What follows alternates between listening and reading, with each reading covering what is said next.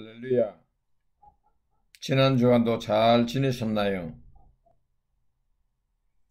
이번 주간도 여러분들이 하시는 모든 일이 주 안에서 승리하시기를 바랍니다.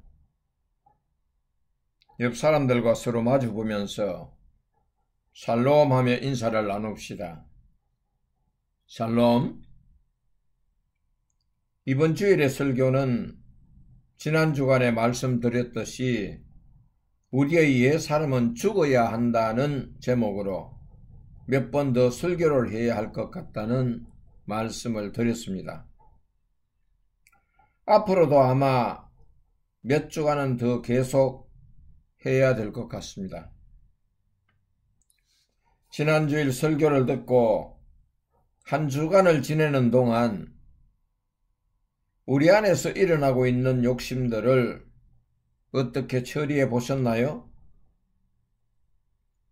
욕심을 십자가에 못 박는다는 일이 쉽지는 않습니다. 그러나 포기하지 마시고 성령님께 의지하여 계속 기도하면서 욕심을 내려놓는 기도를 하세요. 반복적으로 기도를 하시면 내 안에 있는 욕심이 더 이상 내 안에 거처를 정하지 못하고 몸 밖으로 떠나갈 것입니다. 오늘은 두 번째로 옛사람의 성품을 죽여야 할 것이 무엇인가 말씀드리도록 하겠습니다. 두 번째는 거짓말입니다. 거짓이란 어떤 것입니까?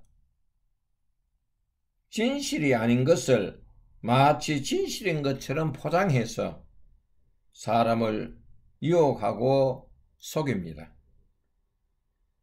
이런 속임의 거짓말을 하는 것은 옛사람의 성품이고 거짓말의 출처는 마귀에서 나옵니다.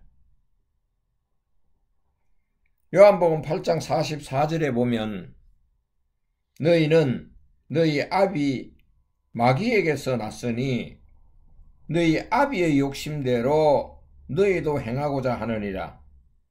그는 처음부터 살인한 자요 진리가 그 속에 없으므로 진리에 서지 못하고 거짓을 말할 때마다 제 것으로 말하나니 이는 그가 거짓말쟁이요 거짓의 아비가 되었음이라고 했습니다. 다시 말하면 마귀에게는 애당초 진리라는 것이 없습니다. 진리가 없으니 거짓을 말하는 것입니다. 그래서 요한은 마귀는 거짓말쟁이요 거짓의 아비라고 했습니다. 여러분, 영적으로 깨어있지 못하면 거짓의 아비가 찾아와서 내 영을 혼란에 빠뜨립니다. 어느 것이 진실인지 어느 것이 거짓인지 분별하지 못하도록 판단력을 흐리게 합니다. 그리고 영적으로 무장되어 있지 않는 사람들만 골라서 거짓을 진실인 것처럼 속입니다. 예를 들어 가짜 다이아몬드 반지를 진짜 가격으로 구입해서 손가락에 끼고 다니면서 많은 사람들에게 자랑을 했는데 어느 날 감정사가 당신이 끼고 있는 다이아몬드는 가짜입니다 하면 여러분의 마음은 어떻겠습니까? 상당히 기분이 나쁘겠지요. 어떤 사람들은 열을 받아 미친 듯이 날뛸 것입니다. 우리는 거짓과 진실을 분별하기 위해서는 영적으로 분별력이 있어야 합니다. 영적으로 성장되어 있지 않으면 거짓의 아비가 종종 찾아와서 시험하면 영적으로 미성숙한 자는 싸움에서 백전백패 당하기 쉽습니다. 오늘날 인터넷 시대에 일어나는 사건들 중 텔레뱅킹 사기 사건을 많이 들었을 것입니다. 이들은 타인의 개인정보도 불법으로 취득해서 거짓말로 유혹을 한 다음 돈을 착취해가는 사람들입니다. 이런 사람들은 사회에서 영원히 추방되어 마땅하지만 그렇게 하지 못하는 것이 현실입니다. 여러분들이 꼭 명심해야 할 것은 사단이 이 땅에 존재를 하는 한 사단의 유혹을 100% 피할 수는 없습니다. 그러므로 사단의 술수에 넘어가지 않기 위해서는 영적으로 분별력을 키워야 합니다. 또한 여러분들은 유튜브 동영상을 많이 듣고 보았을 것입니다. 특히 정치와 관련된 동영상들은 어느 것이 진짜 팩트인지 도무지 알 수가 없습니다. 사실을 위장한 거짓이 진실처럼 조작되어 인터넷 공간에서 난무하기 때문에 우리는 진실과 거짓을 분별하기가 매우 어렵습니다. 가짜뉴스 시대에 살아가는 나와 여러분들은 사실 검증을 하고 싶어도 쉽지가 않습니다. 사실을 검증하는 방법도 간단하지 않고 시간도 많이 걸립니다. 그릇에 담긴 음식은 뚜껑만 열면 알 수 있지만 동영상에 담긴 팩트는 검증하기가 간단하지 않습니다.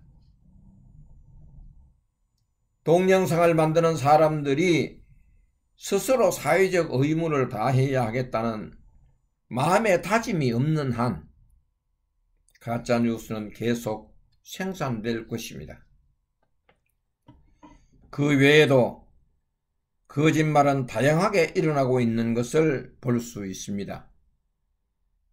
아이들이 부모님의 말씀에 불순종했을 때 벌에 대한 두려움 때문에 아이는 순간 거짓말을 합니다. 왜 그렇습니까? 현실을 도피하고 싶은 거죠. 또 부부 사이 어느 한쪽이 불륜에 빠져 있을 때 그 사실을 상대방에게 감추려고 거짓말을 합니다. 순간 그 자리를 피하고 싶은 거죠. 또 자신의 체면을 지키거나 이미지 관리 측면에서 타인에게 거짓말하는 경우도 있습니다. 자신의 명예가 실추되는 것이 두렵기 때문입니다. 우리가 살아가는 이 세상에는 거짓이 풍성하여 사회가 매우 혼란스럽고 진실보다 거짓이 더 아름다워 보입니다. 이런 사회에서 여러분들이 어떻게 신앙생활을 해야 하느냐 생각해 보셨습니까? 바울은 골로새 교인들에게 편지하기를 너희가 서로 거짓말을 하지 말라. 옛사람과 그 행위를 벗어버리라고 했습니다. 골로새서 3장 9절의 말씀입니다. 거짓말은 옛사람의 속성이고 그 행위를 벗어버리라고 한 것은 우리가 외출했다가 집에 돌아오면 외출복을 벗고 평상복으로 갈아입듯이 집 안에서는 외출복을 벗는 것입니다. 옷은 몸의 외적인 면을 가리키는 것입니다. 몸을 가리는 옷을 벗었다고 하는 것은 거짓말의 행위들은 옷처럼 내 몸에서 벗어버리라는 것입니다. 내 몸에서 거짓말을 할 수 있는 부위가 어디입니까? 입안의 혀입니다. 그래서 야고보 사도는 야고보서 3장 6절에서 혀는 곧 불이요 불의의 세계라. 혀는 우리 지체 중에서 온몸을 더럽히고 삶의 수레바퀴를 불사르나니 이 사르는 것이 지옥불에서 나느니라고 했습니다. 내 몸에 있는 혀를 통제해야 한다는 것입니다. 그리고 우리 내면에 있는 옛 사람의 속성인 거짓말은 어떻게 처리할 것인가? 내 안에 있는 거짓말은 성령님께 의지하여 십자가에 못 박고 다시 거짓말이라는 단어가 생각나지 않도록 기도해야 합니다. 마지막으로 하나님을 가까이 하고 하나님을 경외하는 법을 배우고 연구하고 사모해야 합니다. 여러분, 시편 34편 11절에서 13절에 보면 너희 자녀들아 와서 내 말을 들으라. 내가 여호와를 경외하는 법을 너희에게 가르치리로다. 생명을 사모하고 연수를 사랑하여 복받기를 원하는 사람이 누구뇨? 내 혀를 악에서 금하며 내 입술을 거짓말에서 금할지어다 라고 했습니다. 우리가 살아가는 사회가 영적으로 보면 황폐하고 암울할지라도 하나님의 법을 올바로 배우고 혀를 악에서 금하고 입술로 거짓말을 하지 않으면 하나님께서 복을 주신다고 하지 않습니까? 우리의 믿음 생활이 옛 사람의 속성에서 떠나기만 하면 하나님의 사랑 안에 거할 수 있습니다. 하나님의 사랑 안에서 사는 것이야말로 행복이 아니겠습니까? 여러분, 하나님 안에서 날마다 행복하십시오. 지난번 설교에서 말씀드렸듯이 욕심을 버립시다. 오늘의 설교에서 주신 말씀인 거짓말을 하지 맙시다.